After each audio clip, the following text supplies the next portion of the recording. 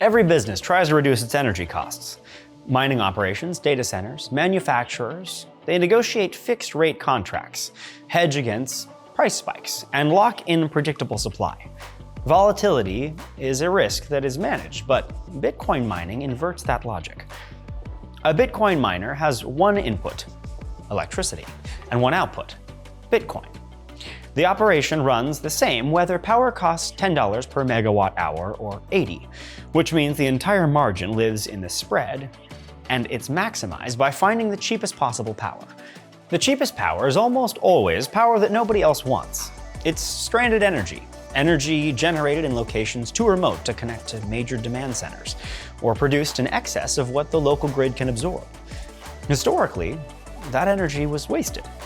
A hydroelectric dam in a remote river valley generating more power than the surrounding region can consume has nowhere to send it, until a load shows up that doesn't need to be anywhere in particular. Bitcoin mining is location agnostic in a way that virtually no other industrial process is.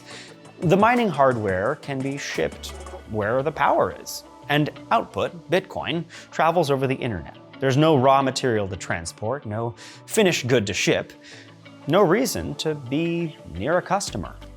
This creates an economic dynamic that's genuinely novel, an industrial consumer that migrates towards wasted energy rather than away from it.